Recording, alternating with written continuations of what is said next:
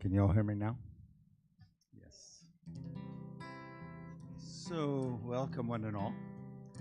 We're gathered here to have a brief Shabbat service, a welcome the Sabbath with a few traditional prayers, and also to commemorate Yom HaShoah, the day of remembrance for the Holocaust. You all got a sheet of paper that has on the top of it a verse from the book of Psalms. It's actually from a psalm that we do on Friday night, from Shir Lamalot. And the words are, "Those who sow in tears shall reap in joy." And we're going to sing it. And when I say that, if you're not singing with me the first time, I'm going to do it the second time. Okay. Those who sow in tears will reap in joy, will reap in joy. Those who sow in tears will reap in joy.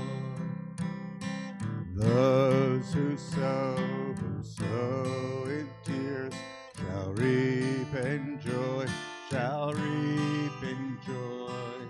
Those who sow in tears shall reap in joy. Come on in. Hey, Joel, will you be our usher tonight and invite people to come in and take a seat? We'll sing one more time.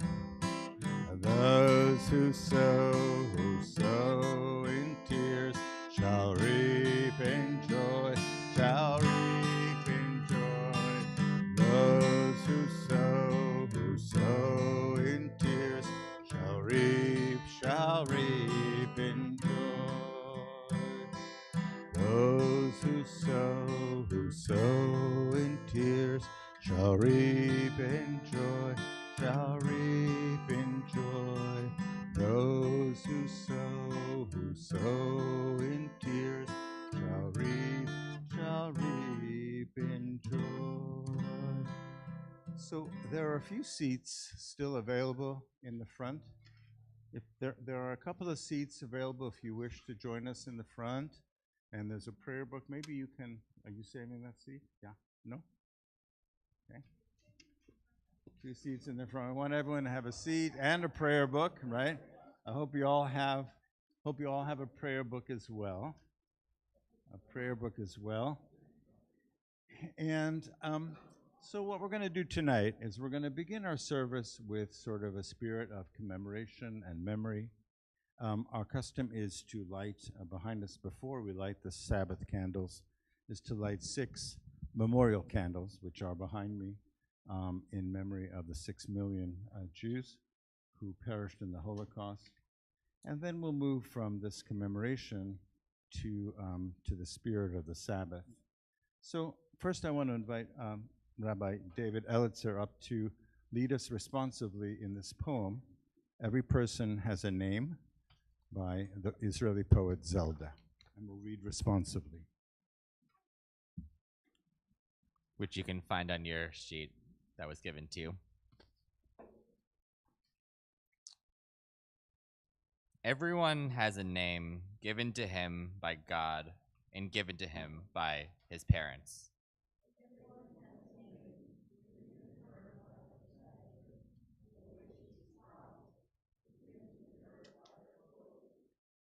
Everyone has a name given to him by the mountains and given to him by his walls.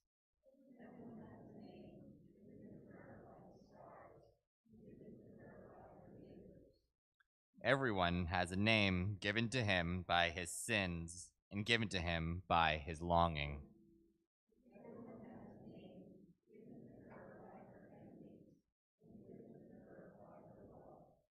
Everyone has a name given to him by his feasts and given to him by his work.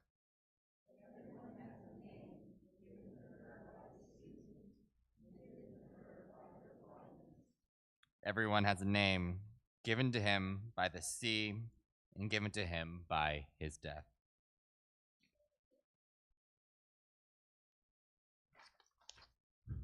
So I want to call up the following people to light the memorial candles behind us.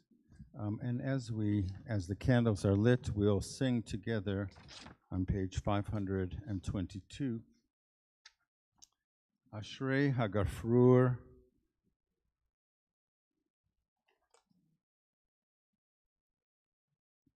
Blessed is the match.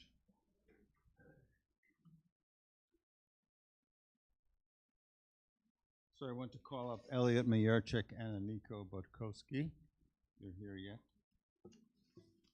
And Diane Hillman and Gabby Laufer. And Larry Zippin. I don't think Larry made it yet. And Annette Hollow. And Fran Rudman. And Denise Lowett. So we come up and light these candles behind us. We kindle these lights in memory of the 6 million Jews murdered by the Nazis and their collaborators. May the memory of the righteous be for a blessing.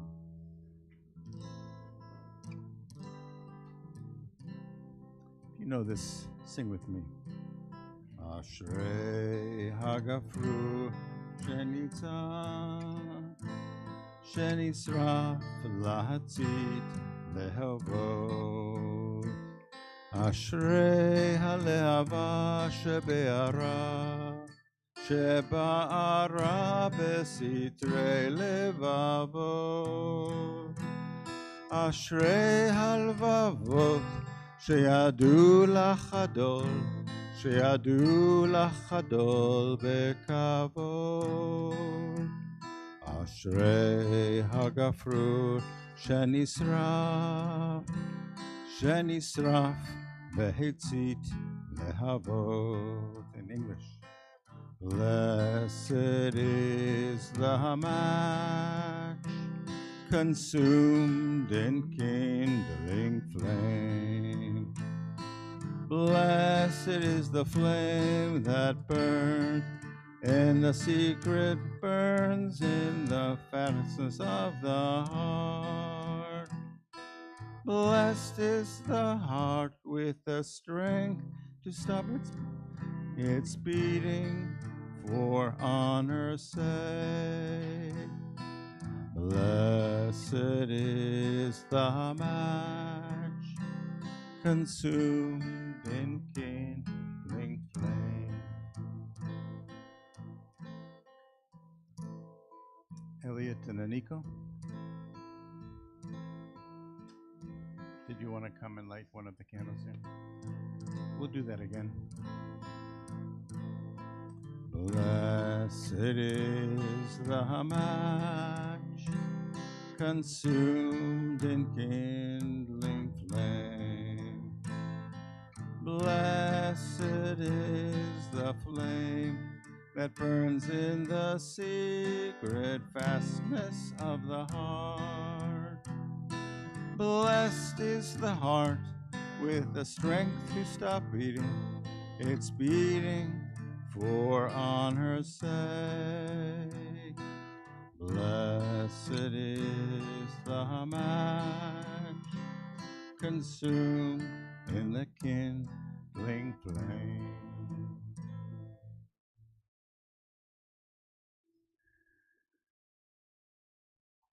There are a few more people coming in. Some prayer books to be had on that chart. On that cart. Scott, are you able to bring a few more prayer books for people who are just coming in?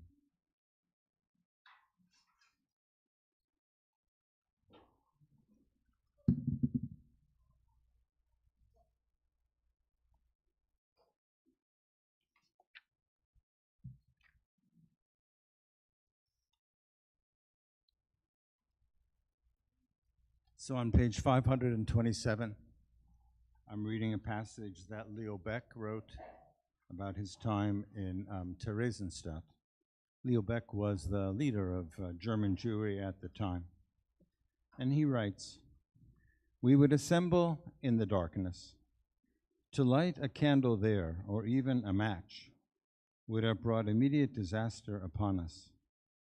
We spoke about matters of the Spirit and eternal questions about God, about Jews in the world, about the eternity of Israel. In the midst of the darkness, I sensed light in the unlit room, the light of Torah. So I want to invite us to turn now to page 121.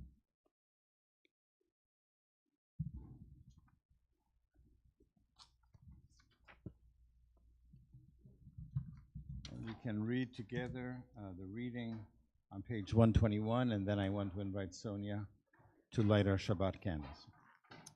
At the bottom of the page, on page 121, let's read together. O source of light and truth, creator of the eternal law of goodness, help us to find knowledge by which to live. Lead us to take the words we shall speak into our hearts and our lives. Bless all who enter this sanctuary in need, all who bring the offerings of their hearts. May our worship lead us to acts of kindness, peace, and love. Sonia?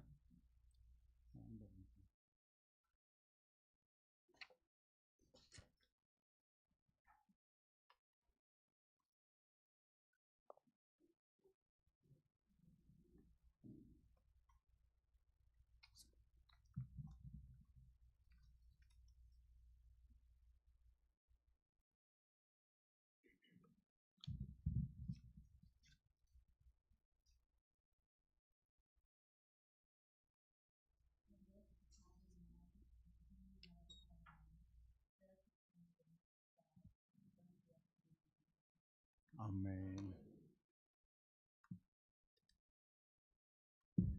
So we're going to move a little bit into welcoming the Sabbath, welcoming Shabbat. On page 138, we have a traditional hymn for welcoming the Sabbath. If you're new to CBI or this is your first Friday night service here, so you'll notice that everything that we sing in the Hebrew, you always have the transliteration on the left-facing side. And we tend to repeat the melodies over and over again, so it's easy for you to catch on and join us in the singing. This is a hymn to welcome the Sabbath. It speaks about the Sabbath as a bride, as a queen, as a very special presence that comes into our life. And we'll sing verse 1 and verse 2, and then on verse 9 we're going to rise. And we're going to face the door where we came in. And on the last verse we'll take a little bow, as if to welcome, imagining that the presence of the Sabbath is entering the room with us. And we invite it into our lives. Lecha dodi likrat kala, pnei Shabbat nekabela. Lecha dodi likrat kala, pnei Shabbat nekabela. Lecha dodi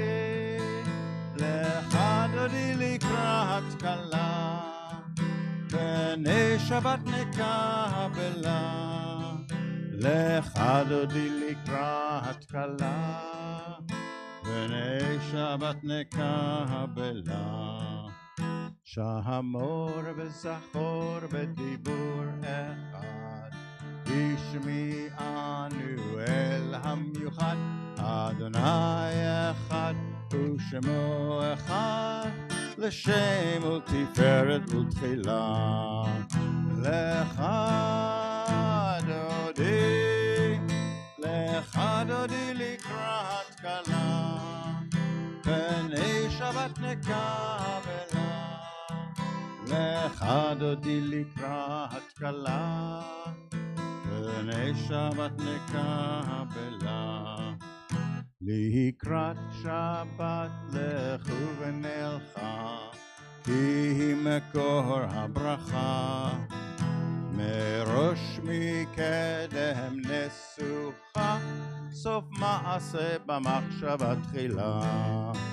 Lecha dodi likrat kala, pnei Shabbat nekabela.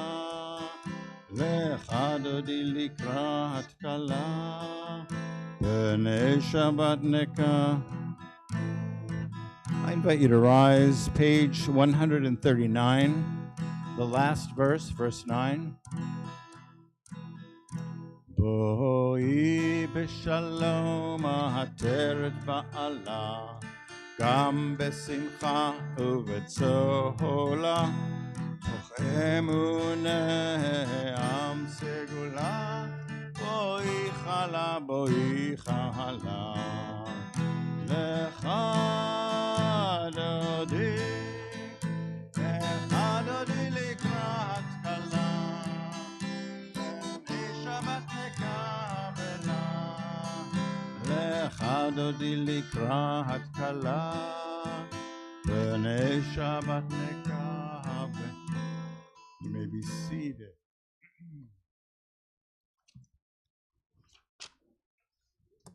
And one more song to welcome Shabbat on page 142. This is a traditional song for the Sabbath evening, Shalom Aleichem. Shalom Aleichem means welcome to you, Malachei HaSharet, angels of peace, angels, emissaries, messengers from the Most High. We say to these angels, Boachem LeShalom, enter in peace.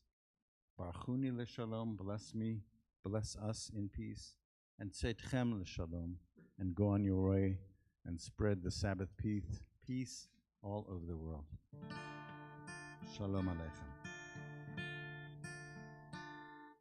Shalom Aleichem, Malachei HaSharet, Malachei Elyon, Melech Malachei Amlach, HaKadosh Baruch Hu. Boachem l'shalom, Malachei HaShalom, Malachei Elyon, Melech Malachei Hamlachim, HaKadosh Baruch Hu. Barchuni l'shalom, Malachei HaShalom, Malachei Elyon, Melech Malachei Hamlachim, HaKadosh Baruch Hu. Tzedchem l'shalom, Malachei HaShalom, Malachei Elyon, Melech Malachei Hamlachim, HaKadosh Baruch Hu. I invite you to turn now to page 152. In just a moment, we will say together the Shema Yisrael, this sort of central and affirmation of the oneness of God. In the Torah itself, this verse comes from the Torah. There are two letters in the script that are a little louder than the others. One is an ayin and one is a daled. And if you put those two letters together, you get the Hebrew word witness, witness. So when we proclaim God's unity, we act as witnesses for that unity in the world. We have another witness with us tonight. Some of you know that here at CBI we have what we call our Holocaust Torah. It's a Torah that we received many, many years ago, or acquired many years ago. And it comes from a Jewish community in Bohemia, Friedrich Mystic. It was during the Holocaust, the Nazis collected from Jewish communities all kinds of memorabilia, Torahs and menorahs and ritual objects that they intended to display in a museum for the extinct Jewish race. After the war, this collection was found. And many of those Jewish communities, like Friedrich Mystic, no longer had any Jews there. And it was they decided that they would invite communities around the world to take those Torahs and keep them in their midst. We are one of them. So I brought it out tonight. Sometimes we see it behind the glass in the small sanctuary. And on Yom HaShoah, we usually bring it out and sometimes we read from it. Tonight we won't read from it, but I've left it open there. And that also, I suppose, is a witness or a kind of a testimony or remembrance. And I invite you later, if you wish to go over and take a look at it. You'll see it's much older than the ones that we have. It had many, many years of service in that community, and we're very honored to have it here at CBI. So on page 152, we'll chant together these words, Hear, O Israel, the Lord our God is one. Shema Yisrael, Adonai Eloheinu, Adonai Echad. And let's open to page 154. We will chant together these words that are found in the Torah at the top of the page in Hebrew, and then we'll read all together in the English. Ve'ahavta et Adonai Elohecha bechol levavcha uvechol nafshecha uvechol miodecha vehayu hadvarim ha'ele asher anochi metzavecha hayom al levavecha Veshinantaham levanecha, vedibarta bam, beshivtecha beveitecha, uvlechtecha havaderech, uvshachbecha uvkumecha, ukshartam leot al yadecha, vehayu letotafot bein einecha, uchtavtam Al mezuzot beitecha uvihishareh. And we read together, You shall love Adonai your God with all your heart, with all your soul, and with all your might. Take to heart these instructions with which I charge you this day. Impress them upon your children. Recite them when you stay at home and when you are away, when you lie down and when you get up. Bind them as a sign on your hand, and let them serve as a symbol on your forehead. Inscribe them on the doorposts of your house and on your gates. Thus you shall remember to observe all my commandments and to be holy to your God. I am Adonai your God, who brought you out of the land of Egypt to be your God. I am Adonai your God. And turn to page 157. At the bottom of the page, we'll read responsively. In a world torn by violence and pain, a world far from wholeness and peace, give us the courage to say, Adonai, there is only one God in heaven and earth.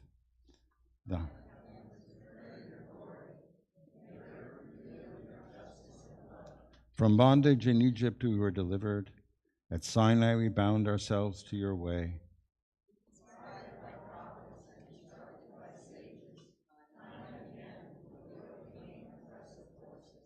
Though our failings are many and our faults are great, it has been our glory to bear witness to God, keeping alive in dark ages your vision of a world redeemed.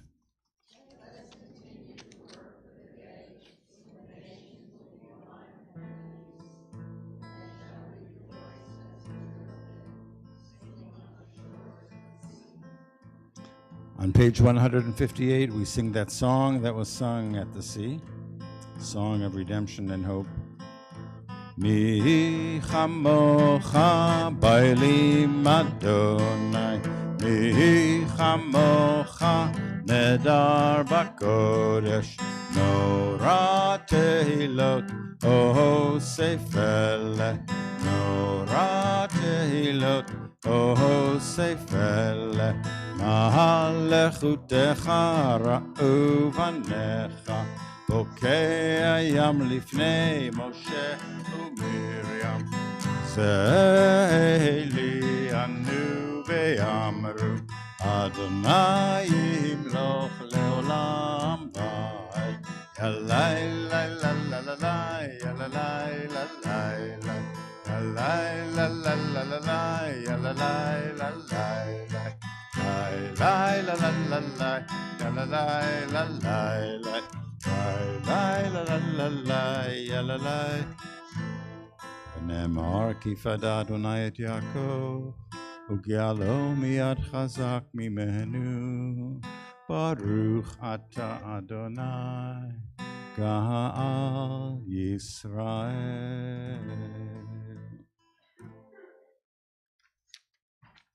And on the next page, 161 and 160, we're going to sing just the first couple lines at the top of page 161 and then back to the Hebrew on page 160. Let there be love and understanding among us. And when the song comes to an end, I'm going to invite us all to take a few moments for silent prayer. Just we'll dive into the silence. And this is a time to offer whatever might be on your heart, or just to appreciate the beauty of this moment. So we sing Let There Be Love, 161. Let there be love and understanding among us. Let peace and friendship be our shelter from life's storm. Let there be love and understanding among us. Let peace and friendship be our shelter from life's storms. Hashkivenu, Adonai Eloheinu. Hashkivenu, Leshalom. Hashkivenu, Adonai Eloheinu, Hashkivenu, Leshalom. Let there be love and understanding among us. Let peace and friendship be our shelter from life's storm.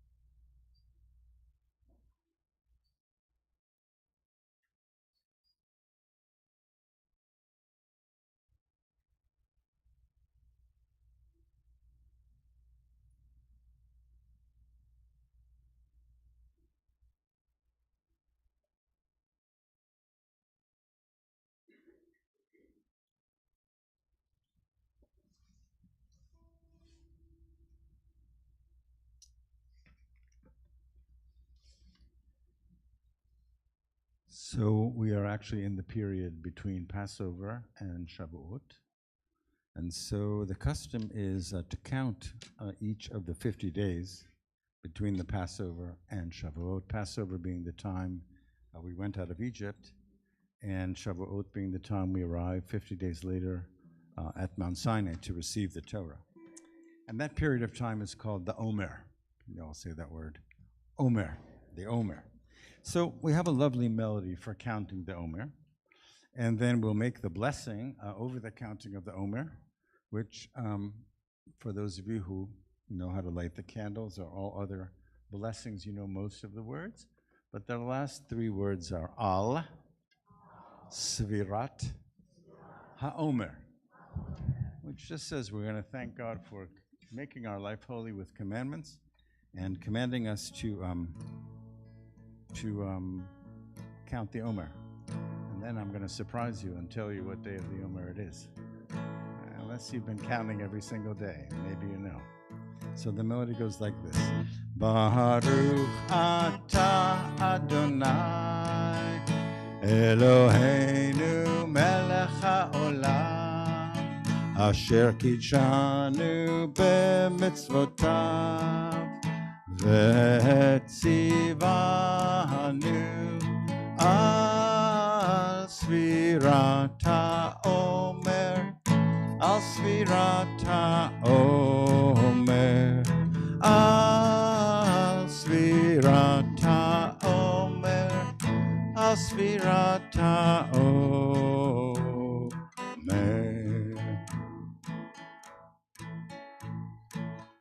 Yada da da da da da da. Yada da da da da da. Yada da da da da da. Yada da da da da da. Ay da da da da da da. Yada da da da da. Ay da da da da da da. Yada da da da da. Today is the 11th day of the Omer, which are 1 week and 4 days in the counting of the Omer. So in just a moment, we're going to hear George Beller's presentation. We're going to conclude our service sort of formally here, and then we'll hear the presentation. And we conclude actually with a memorial prayer on page 530.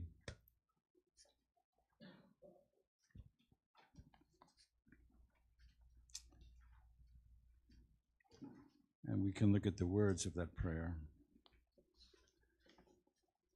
It says, El Malei Rachamim, God full of mercy, God full of compassion, grant perfect rest to our 6 million brothers and sisters murdered because they were Jews. Grant clear and certain rest with you in the lofty heights of the sacred and pure, whose brightness shine like the very glow of heaven. Source of mercy, forever enfold them in the embrace of your wings and secure their souls in eternity. Adonai, they are yours. They will rest in peace. We all say Amen. I invite you to rise.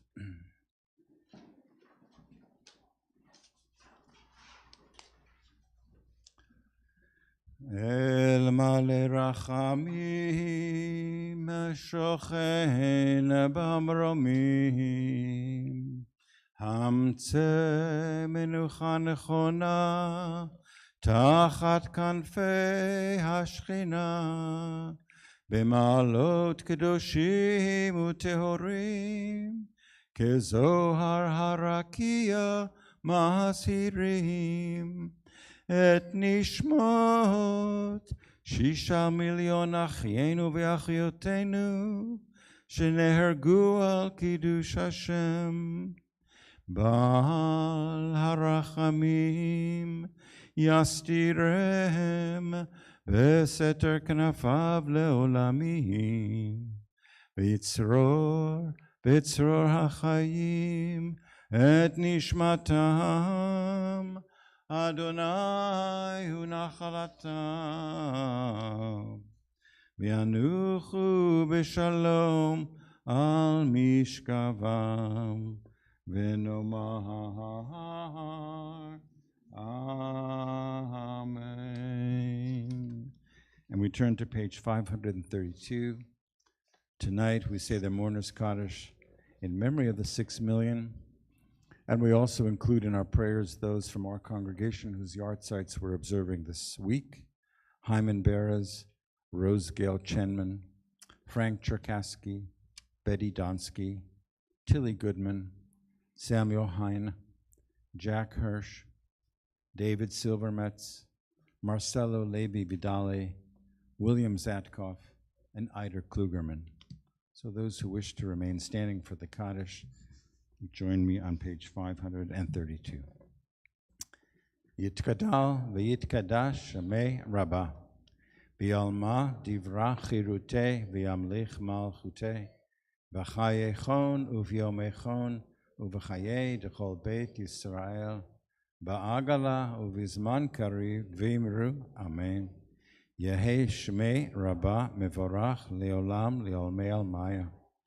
Yitbarach v'yishtabach v'yitba'ar v'yitromam v'yitnaseh v'yitadar v'yitaleh v'yitalal Shemei dekudusha brichu le'ela min kol birchata v'shirata tushbechata v'nechemata da'amiran b'alma v'imru, Amen. Yehei shlama rabba min shemaya v'chayim aleinu v'al kol Yisrael v'imru, Amen. Oseh shalom b'imromav, hu yaseh shalom aleinu v'al kol Yisrael v'imru, Amen. We ask that the source of peace send peace to those who mourn, and may all those who perish be bound up in the bond of life. We all say, Amen. You may be seated.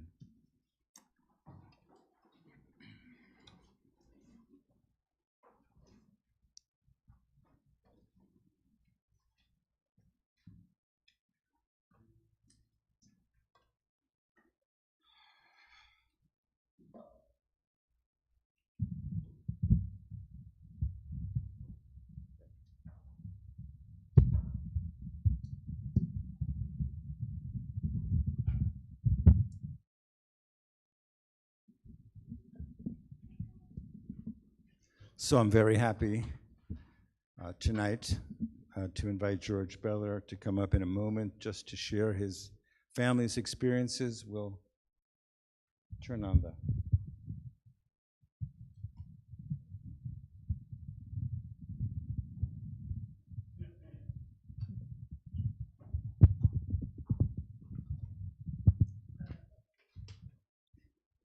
I think almost everyone here knows George, but just a few words. George grew up and studied in New York. He went then to Dartmouth University for his first degrees, and then came in 1977 to UVA, to medical school. Left for several years. Oh, 77 is when he came back after a few years. Yeah. At a certain age, you don't do the math very well either. I was at a concert the other night for John McCutcheon. Was anybody else there? Okay. Well, he got a standing ovation, and he said to people, go ahead, calm down. I know how hard it is to get up these days. The crowd was definitely older. Anyway, he came back. He was recruited back to head up the Department of Cardiology here at UVA, and served for 27 years in that position.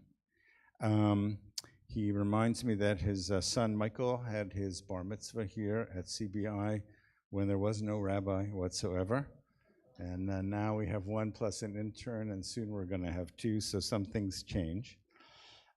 What we'll do is George will give his presentation. We will conclude with a closing song, so we can close the broadcast, the live stream, and welcome those of you who are on the live stream. And then those who wish to ask some questions or answers afterwards can do so. So George, please.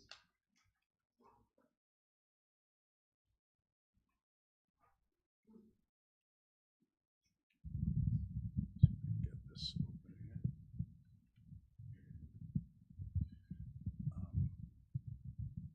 Religious.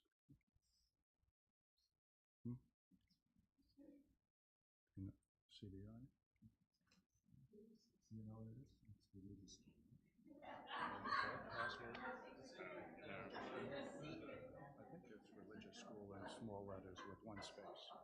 Yeah. Religious school. Okay, hang on. Religious space and then school. Oh, really good. IOUS space and then school. Correct. Maybe no space? I don't know. He did it for me. He said religious school, and Maybe CB. does Nancy know? I don't know. Let's see. I could always text something. Do you know what the? Huh? It's religious school, I think. He said it was religious school with a space. Yeah, that's right, just this. And I don't know if you need a capital, just like that.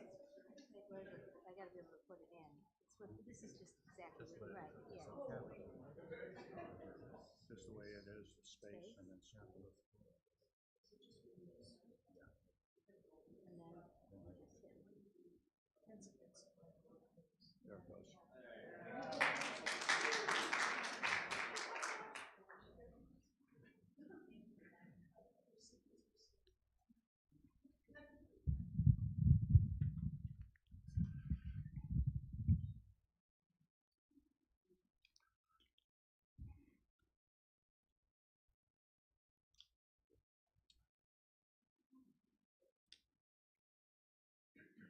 Good Shabbos. First, I would like to thank Rabbi Tom and Nancy Summers for the honor of giving this presentation on Yom HaShoah in remembrance of the Holocaust. I would like to thank my wife, Kaki Brooks, who helped me in putting this presentation together. I also want to welcome friends of mine who are here this evening. Many in our congregation, like thousands of other Jewish Americans, have stories similar to mine regarding their families' escape from the Nazis during the Holocaust. Sadly, many of the stories they can tell do not have a happy ending like mine does. During the next 40 minutes, I will share with you the harrowing saga of my family's escape from the Nazi onslaught during World War II. Much of what I will relate tonight was recorded in a book entitled The Beller Family, a history by Lynn Beller, the wife of my cousin Daniel Beller, and in my mother's memoir, written in 1997, 5 years before she died. The story actually starts in a shtetl in the Polish section of Galicia. Until the early 20th century, my grandparents and their ancestors lived in shtetls in southeastern Poland. The Bellers came from the village of Grodzisko, which was 95% Jewish, speaking Yiddish as the everyday language. My grandfather, Simon Beller, and his family left Poland in 1915 for Vienna when my father was 4 years old. He was the youngest of 4 siblings. During World War II, 1,000 years of Jewish life in Grodzisko were erased by the Nazis. 3 million Polish Jews perished in Poland, including 111 members of the Beller family still living in Grodzisko.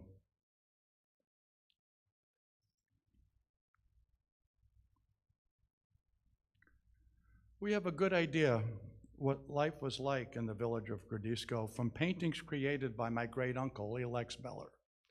Elex left the village with his family in 1928 to live in France. On the right is a painting he made of my great-great-grandfather, Aaron Yehuda Beller, the patriarch of the family. He is shown donning a prayer shawl, or talit, reading from a Hebrew text.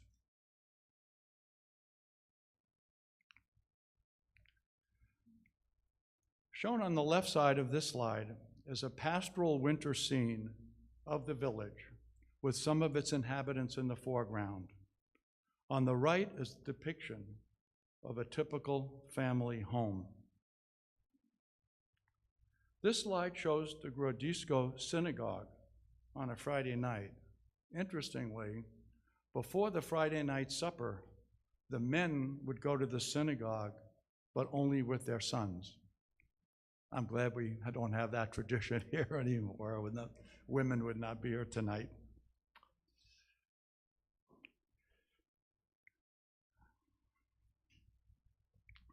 The inhabitants of Grodzisko were poor and led a simple and religious life. Shown on the left is a joyful marriage celebration with my great-great-grandfather engaged in a scarf dance with the bride. Then, as depicted on the right, in 1939, the Nazis entered Grodzisko, burning the village and ultimately killing 150 Jews. In all, only about 24 Jews from the village escaped, some being killed later by the Nazis in other countries. Note one inhabitant of the village saving a Torah from the burning synagogue. Meanwhile, my father's family had been living a wonderful life in Vienna since they left Poland in 1915. My grandfather, Simon Beller, became successful and affluent in the banking and real estate businesses.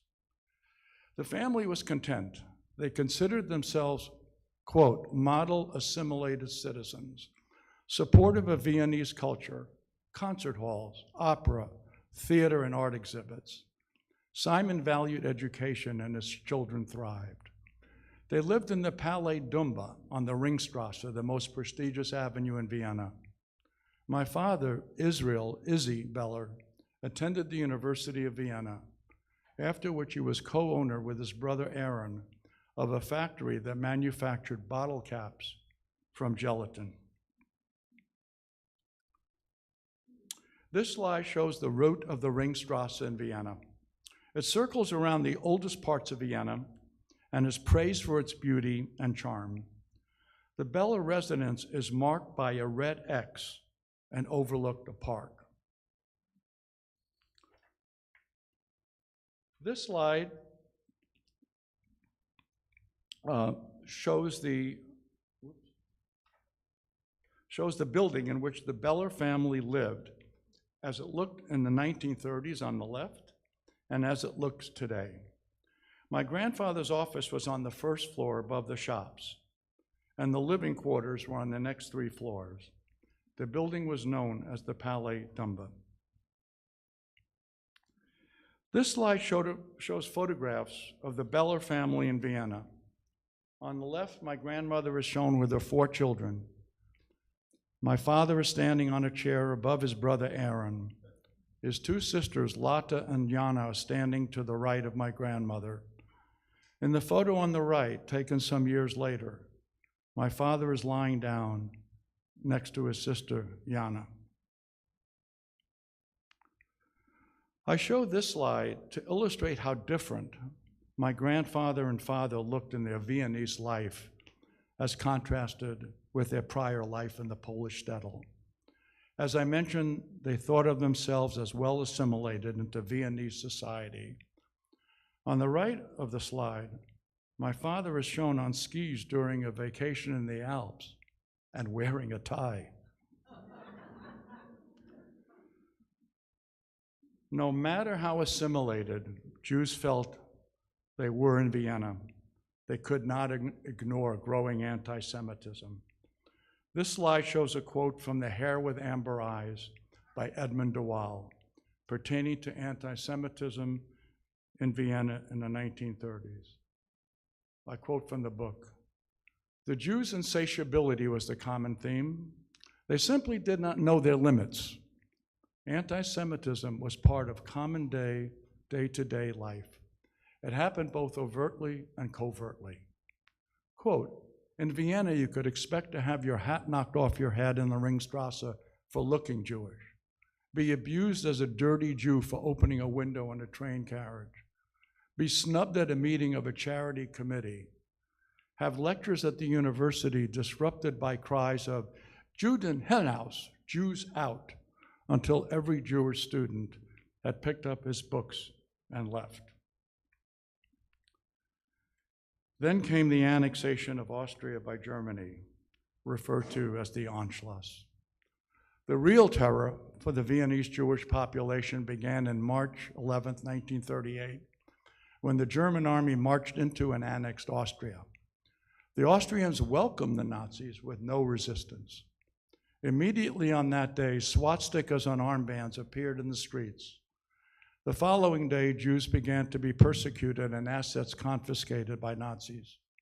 Elderly Jews, including my grandmother Rosa, were ordered to wash the streets on their hands and knees. Nazis urinated on their heads as they knelt down. Nazis took over the Beller House, the Palais. The furniture and art were confiscated and auctioned, all the proceeds going to the Nazis, all gone.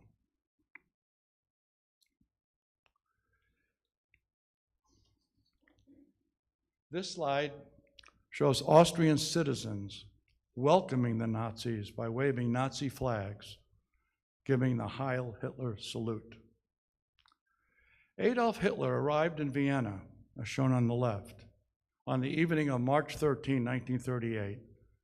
The next day, he was received with open arms, as shown on the left. That day, Hitler announced that Austria was now part of the Third Reich. On the right, schoolgirls are waving Nazi flags, cheering Hitler's motorcade. This scene is what my family must have seen in horror looking out of their windows that day. The next slide shows Jews forced to scrub a street in Vienna. One day, a Nazi soldier told my grandmother Rosa to clean the street in front of him. My father shouted, quote, "Over my dead body." The officer calmly replied, "That can be arranged." My grandmother then got on her hands and knees and scrubbed the street. My father seemed not to be in a hurry right away to leave Vienna. This slide shows him with two friends at the racetrack soon after the German invasion. Note the swastika sign on the viewing stand above the woman's head. On the day of the Anschluss, some Beller family members were outside of Austria, in Europe, including my grandfather, who was out on business. By early May 1938, my father knew he had to leave Vienna. The bottle cap factory Elastit had been confiscated, and its foreman was made the new owner. With the help of a business contact, my father and grandmother secured 2 Yugoslavian transit visas. His brother stayed behind and escaped a month later. My father and grandmother got on a train, headed to Yugoslavia, but were ordered off the train by the Nazis on the Austrian-Italian or Austrian-Slovenia border. Fortunately, they were allowed to cross the border, since all they had was luggage.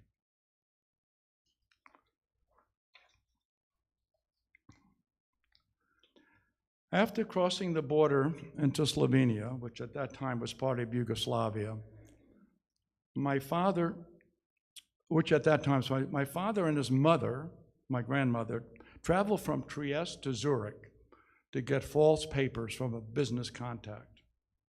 He then went to Paris, where he stayed for a period of time before joining the rest of the family in Antwerp, Belgium. His mother traveled directly from Zurich to Antwerp.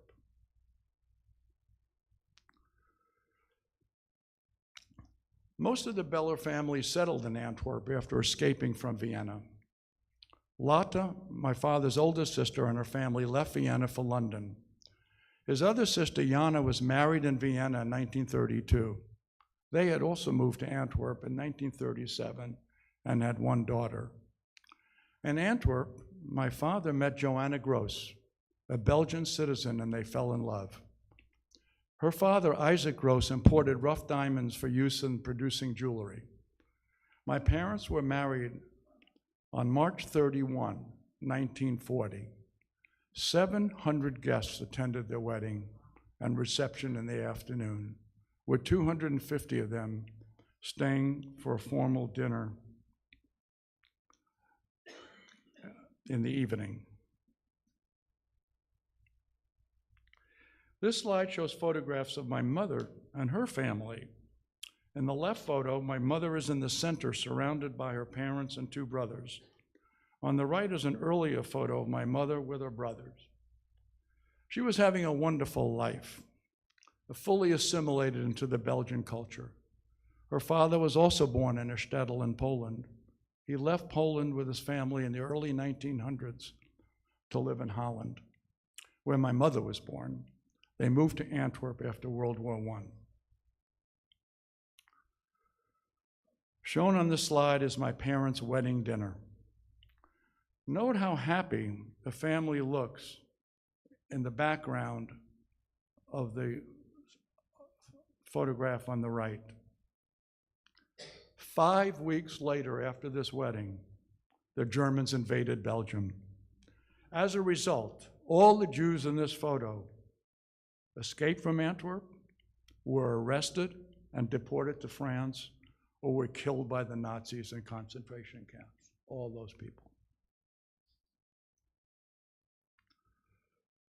On May 10th, 1940, again, 5 weeks after their wedding, my parents were awakened at 5 a.m. by German planes flying overhead. The maid sent by my mother's parents came a few hours later with a taxi and helped them hastily just pack 2 suitcases. My father could not accompany my mother's family since he did not have a Belgian passport. He returned to his parents' home to attempt to leave with them and his brother across the French border. My mother and her family took a taxi close to the French border and walked the rest of the way. They crossed into France, took the train to Paris, and then on to Biarritz, near the Spanish border. My father, his brother Aaron, and my grandfather Simon were arrested as enemy aliens. All male Jews in Antwerp were arrested the same week. And they were told to gather their personal effects and report to a military base outside of Antwerp. They quickly crammed their pockets with diamonds and other valuables before arriving at the base. From the base, they were sent by train with 3,000 other male Jews to Saint Cyprien, an internment camp in southern France. Where they arrived, all their valuables were confiscated. The camp near the Mediterranean formerly housed fleeing Spanish Republicans during the Spanish Civil War. Saint Cyprien was comprised of 13 areas with ramshackle barracks that had neither floors nor beds. The huts where they slept were dirty, uncomfortably hot, and built on sand. So they slept on sand, no floors. Food was scarce. Prisoners were given rotten peaches or tomatoes and hot water. My father never ate tomatoes after that experience. Mice and rats devoured the food. Flies and mosquitoes abounded. A dysentery epidemic affected everyone in the camp. Short of medicines, doctors could not treat the prisoners. The camp was completely surrounded and sealed by barbed wire. The left side of this slide shows the location of Saint Cyprien French internment camp on the coast of the Mediterranean Sea. On the right is a photo of prisoners interned in Saint Cyprien with one of the ramshackle huts shown behind the group. Felix Nussbaum was a German artist who was living in Antwerp at the time of the German invasion of Belgium. He was also sent to Saint Cyprien. He eventually escaped and returned to Belgium, where he painted scenes of the camp as he recalled them. On the left is a self-portrait of Nussbaum dressed as a prisoner, shown in the background of 2 huts that house prisoners. And if you look closely, a man using a barrel as a latrine next to an emaciated man wearing only white underpants. The barbed wire fence is shown in the back of the huts. On the right is another self-portrait of Nussbaum. His hat is pushed back slightly to reveal the lines of frown of anger.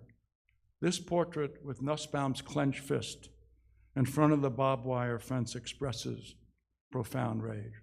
This is where my father, grandfather, and my uncle were imprisoned, essentially.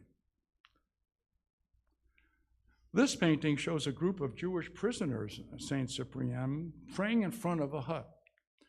Apparently, 3 pious Jews from Antwerp allowed themselves to be arrested near the camp in order to bring a Torah scroll and prayer shawls or talits for fellow Jews. Nussbaum was transferred from Saint Cyprien to barracks in Bordeaux, where he escaped and returned to Belgium. Reuniting with his wife, they ultimately went into hiding in a friend's home where he continued to paint. He and his wife were arrested in June of 1944 after being betrayed. They were sent to Auschwitz, where they perished. This haunting, really to me, very haunting self-portrait shows him wearing a Star of David and holding a Jewish identity card. It is perhaps his most famous painting. My father, his brother, and my grandfather escaped from Saint Cyprien. They made their way to Marseille, where my grandfather was put in contact with a Catholic priest who operated as a passeur. A passeur was like a smuggler of people. From Marseille, they traveled to the Spanish border by hiding in monasteries and churches. The priest then guided them over the Pyrenees Mountains, walking at night, much of it in snow. After crossing the border into Spain, they were aided by a succession of local helpers. They finally made it to Madrid and then journeyed to Portugal.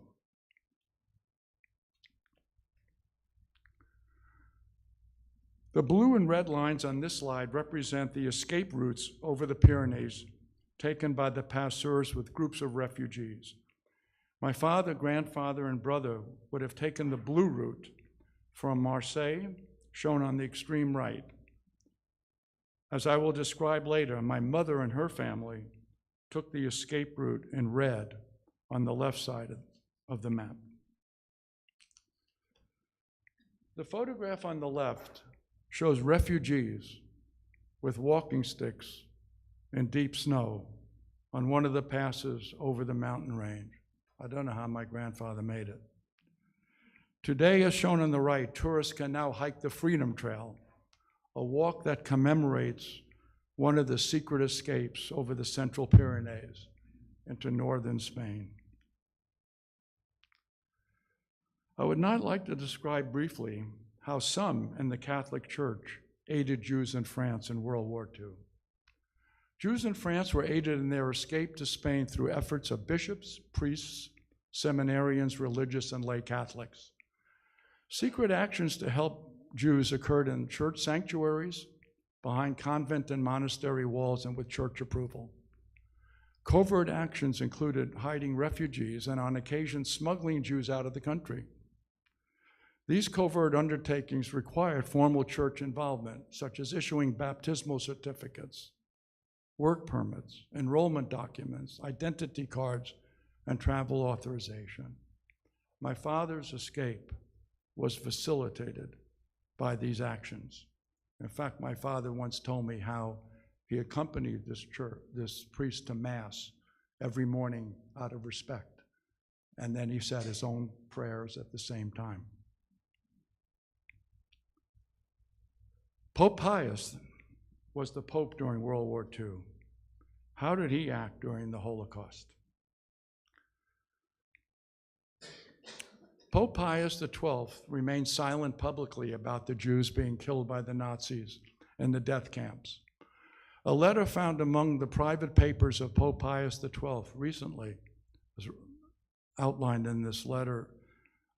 This letter was discussed in an article in the New York Times last year. And he was told in this letter in 1942 that up to 6,000 people, above all Poles and Jews, were being killed in furnaces every day at Belzec, a Nazi death camp in Poland. Some scholars say Pius did not want to confront or offend Hitler because he feared communism, believed the Axis powers would win the war, and wanted to avoid alienating millions of German and Nazi-sympathizing Catholics. Other historians insist that Pius XII remained silent publicly because he was surreptitiously arranging for, or at least allowing, local Catholics, like the ones in France, to aid and save Jews from the Nazis. He also feared the Nazis might come after Catholics.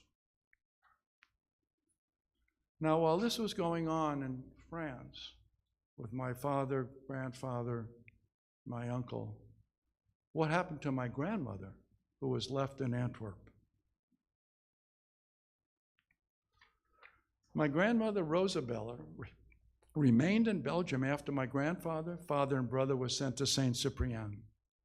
She journeyed with a friend to Dunkirk by train and then walked a long distance to reach the beach. She joined thousands of French and British soldiers waiting to be ferried out to larger ships by a flotilla of hundreds of smaller vessels called into service by Britain. A total of 338,000 soldiers were evacuated from Dunkirk. Rosa got on a small boat with a group of soldiers to ferry to a British destroyer, which took them to Southampton in England. Her friend would not get on that small boat because it was too dirty. And she actually went back to Antwerp and found out later she was sent to Auschwitz.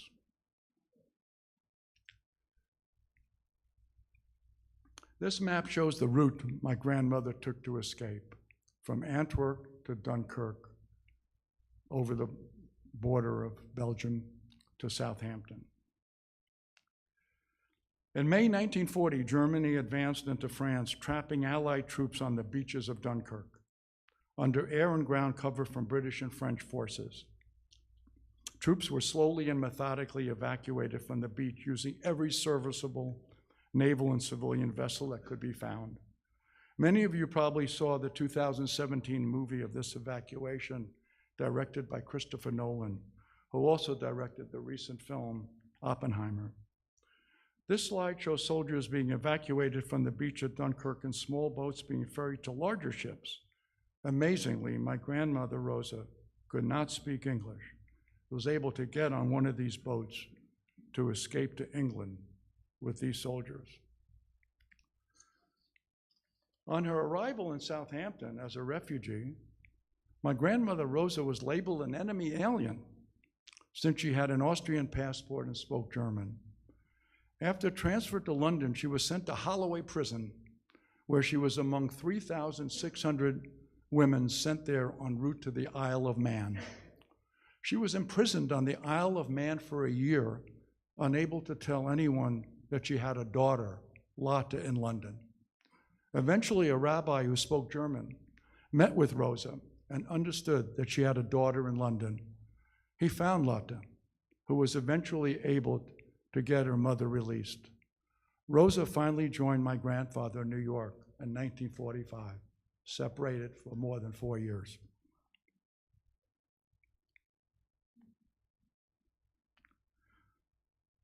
On the left on this slide is a photo of Holloway Prison as it appeared in 1940.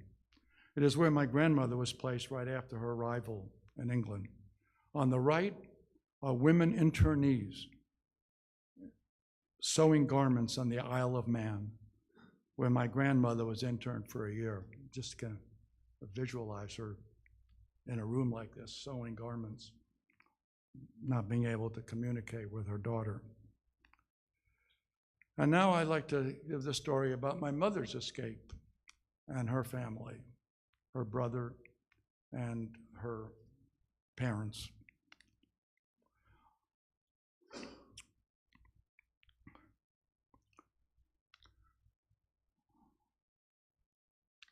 Well, my father was imprisoned at Saint Cyprien, and my grandmother was escaping to England.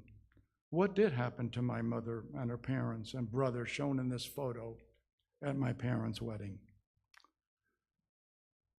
From Antwerp, my mother and her parents and brother, as I mentioned, went to Biarritz, where they lived in a hotel. The German army was advancing along the Atlantic coast to Bordeaux towards Biarritz and the Spanish border.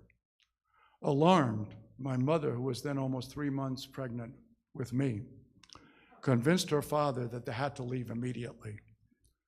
Aristide de Souza Mendes, a devout Catholic and the Portuguese consul in Bordeaux, issued them visas to Portugal and Bayonne.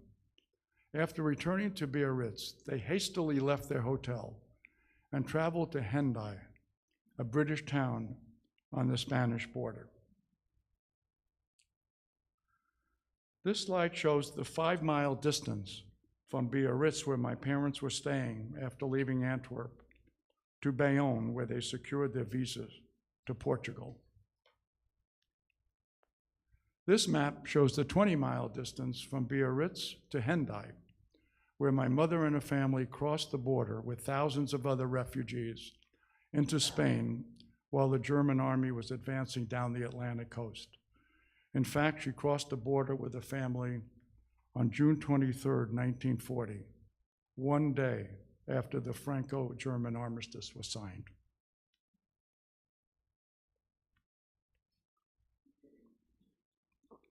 On this slide is a quote from my mother's memoir. It describes what her mother did, my grandmother, at the hotel the night before they crossed the border into Spain, en route to Portugal.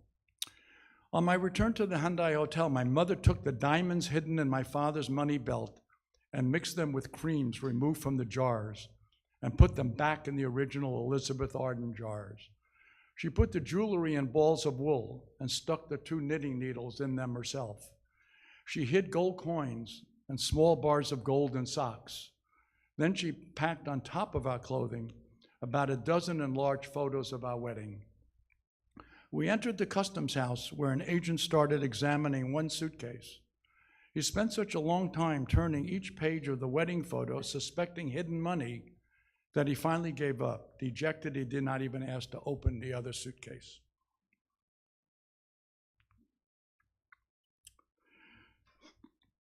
This photo shows the Hendaye border as it looked in June of 1940. I can imagine the chaos and desperation of these refugees pushing through this crowd with their precious visas issued just a few days before to cross into Spain on their journey to Portugal. In her memoir, my mother said at the bottom of the slide, "We crossed the border on foot and then took a train to Portugal via Spain. We were assigned to go to Oporto, where other Belgian refugees joined us. Through my sister-in-law in New York, we found out that my husband was in a French camp in southern France, Saint-Cyprien." I would now like to tell you the story of Aristide de Souza Mendes, who actually saved my mother and her parents and brother. He saved as many as 30,000 refugees, including 10,000 Jews, from the Nazis. This slide showed a photo of Souza Mendes and the Portuguese consulate on the right, where my mother and her family got their visas. This map shows the 3 locations where Souza Mendes issued visas to refugees as the Germans were descending down the coast of France. Although forbidden by President Salazar of Portugal, Souza Mendes issued visas in Bordeaux, then in Bayonne, and finally in Hendaye.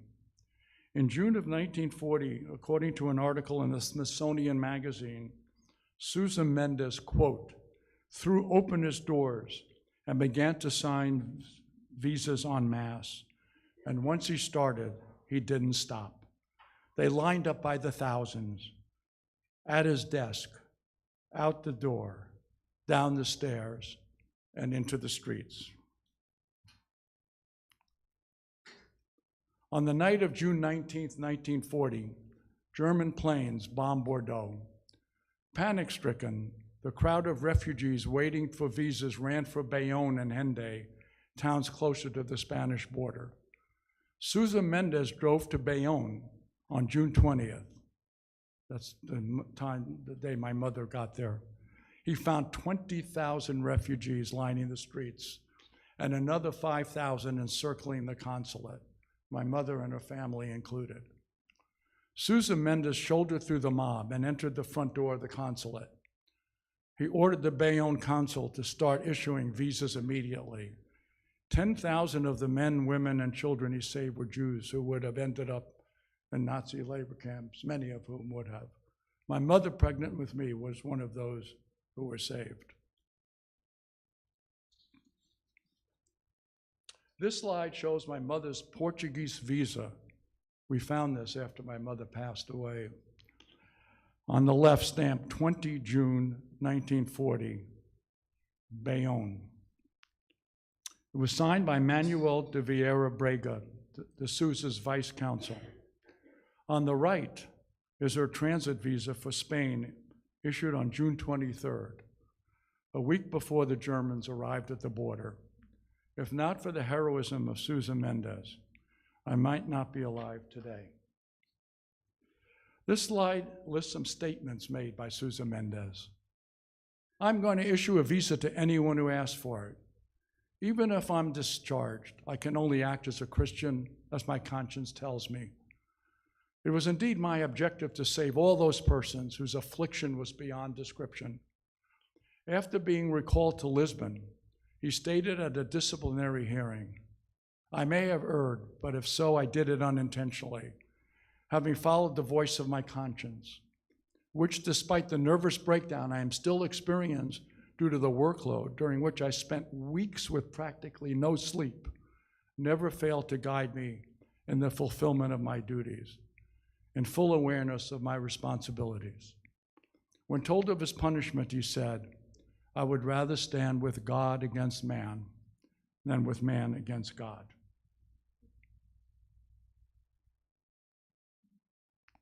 Sousa Mendez was dismissed from the diplomatic services for defying orders from President Salada to stop granting visas. He was denied retirement and severance benefits and forbidden from earning a living. He had 15 children who were themselves blacklisted and prevented from attending a Portuguese university. He died on April 3rd, 1954 in poverty and disgrace.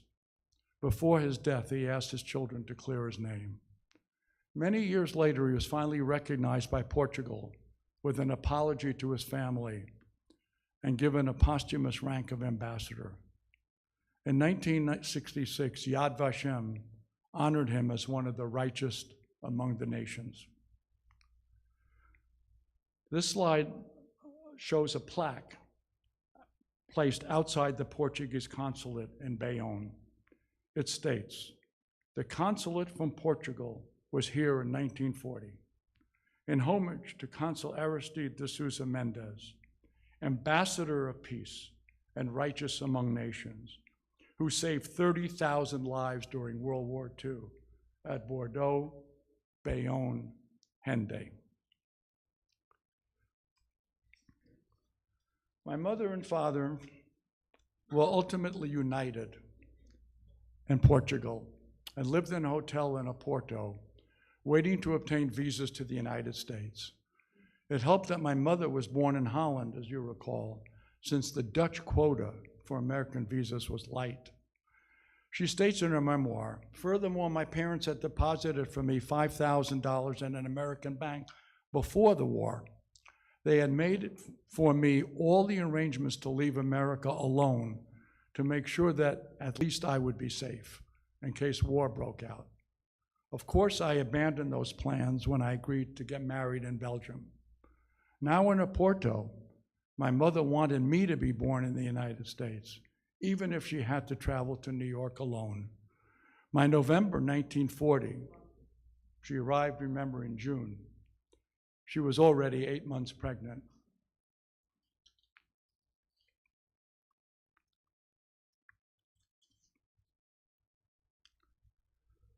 This is a photo of Leo J. Callanan, born in Dorchester, Massachusetts. He was the American consul in Oporto in 1940 when my parents were waiting for their visas, and my grandfather. He was known as a friend of the Jews.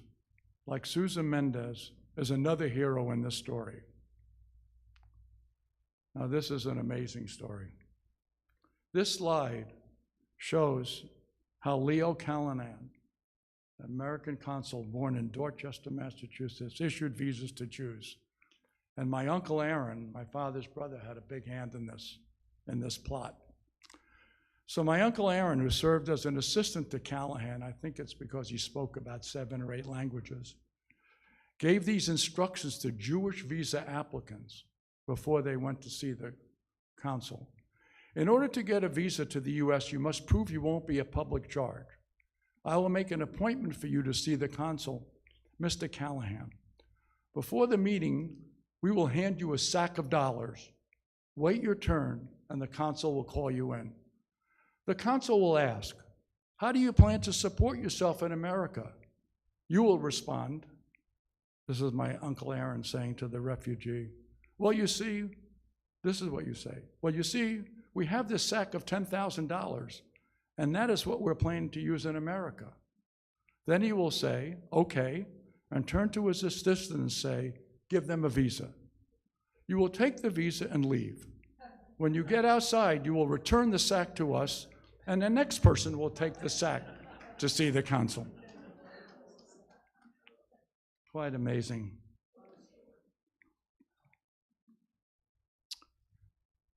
Fortunately, my parents could prove that they had enough money and relatives in New York, and therefore didn't need to be given this sack of dollars to qualify for visas. After 4 months of waiting, my mother's U.S. immigration visa, shown on this slide, dated October 29, 1940, was issued. She was number 786 in the Dutch quota.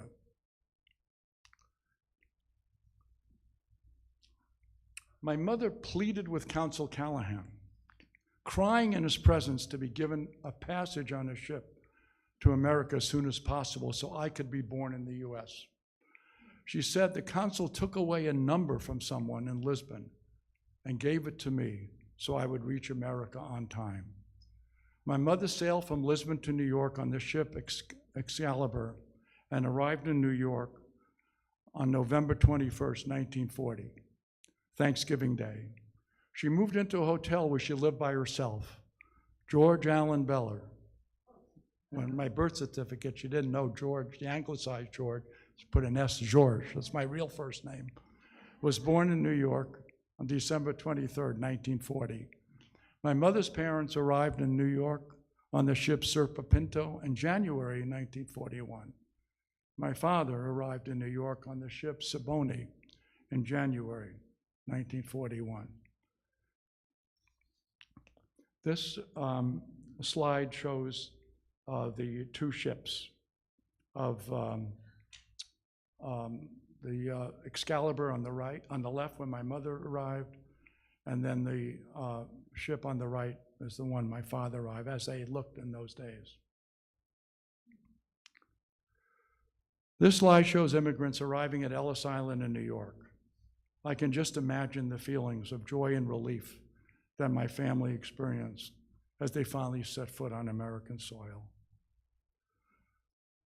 My mother wrote in her memoir her memory of that first night in the United States, alone in a hotel room in New York, before going to dinner at her sister-in-law's apartment. That's my father's sister, who already had moved in 1937. She was just 25 years old and 8 months pregnant. She said, I can still feel today the deep sense of despair at being completely alone, so far from those who loved and protected me. I started crying and could not make myself stop. Finally, it seemed to me a few hours I realized that I had to get ready to go over for dinner. I remember my mother always proud, not wanting anybody to feel sorry for her in difficult times. I knew I had to learn to take care of myself and be independent. Tragically, her mother, my maternal grandmother, died just 3.5 months after arriving in New York. My mother wrote about that death, I suffered the biggest loss of my life. It was difficult for Jewish refugees to immigrate in the United States. I'm finishing up now on my last few slides. Immigration to the U.S. was a complicated and expensive process. Hundreds of thousands of people, most of them Jewish refugees, applied at American consulates in Europe, but were never able to immigrate. Many of them became trapped in Nazi-occupied territory and were murdered in the Holocaust. Refugees had to find an American financial sponsor who had money of their own.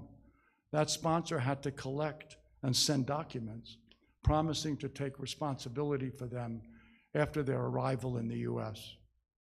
In this regard, the Beller family was most fortunate to have had the means and the good luck to escape from the Holocaust and to immigrate to the U.S., free to start a new life.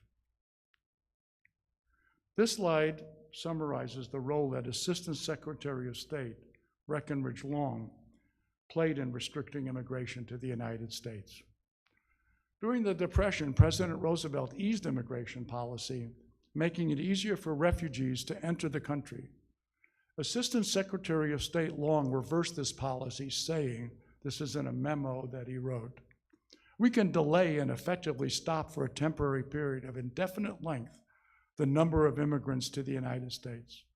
We could do this by simply advising the consuls, like the ones in Portugal, France, to put every obstacle in the way and to require additional evidence and to resort to various administrative devices which would postpone and postpone and postpone the granting of visas."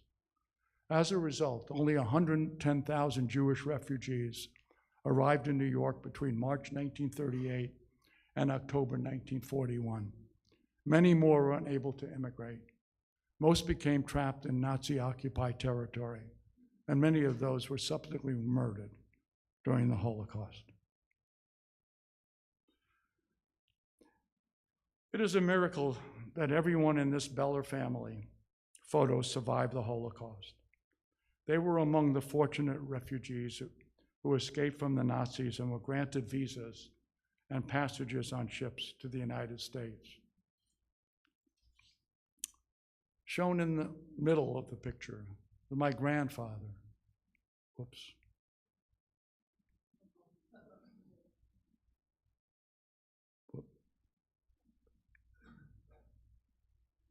Sorry, I won't use the arrow. And my grandfather, with my father standing behind him, and my uncle over to the left, second from the left, who had to escape from Vienna, also my grandmother, then escape again from Belgium, then escape from France, and then get to Portugal, the United States. My grandmother sitting next to my grandfather, who alone went to Dunkirk and escaped with soldiers, and in turn was put in a prison for a year. And then my mother in the upper right-hand corner, the heroism that she showed and the judgment to quickly get those visas on June 20th and to escape with her parents and her brother and made it to Portugal. My grandfather, my father, and my uncle walking over the Pyrenees at night to get to freedom. And then this slide shows at a Hanukkah party that we had every year in my grandfather and grandmother's home, the next generation. And it was because of our parents' escape that we were able to thrive in America.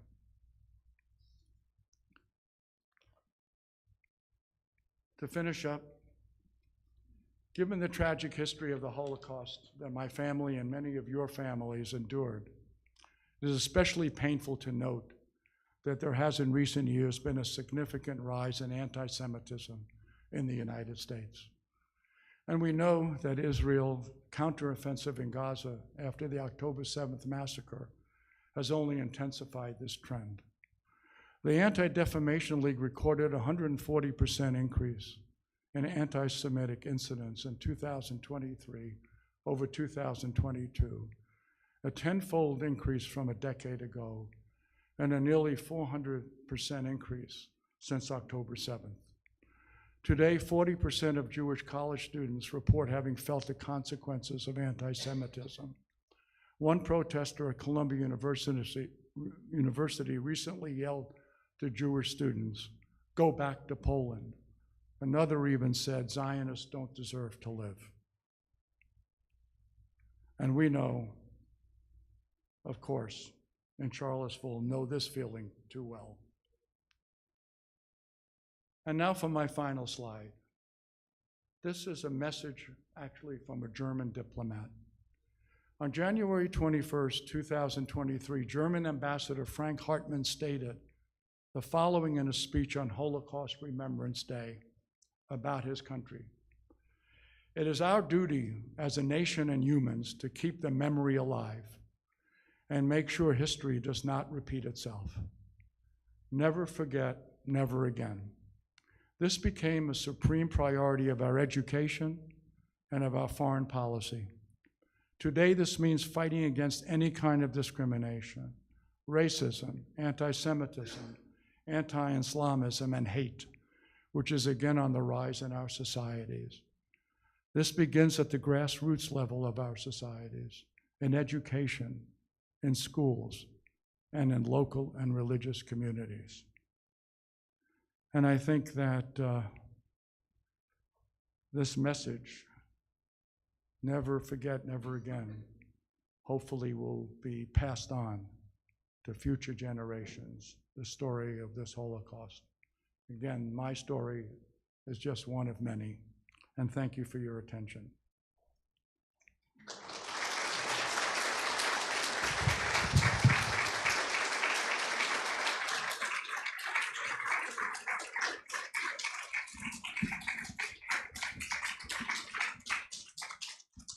Thank you so much, George. I want to say farewell to our live cast or those who are watching us. Wish you a Shabbat Shalom. And then if we want, we could take a few minutes for George to answer some questions if people have questions.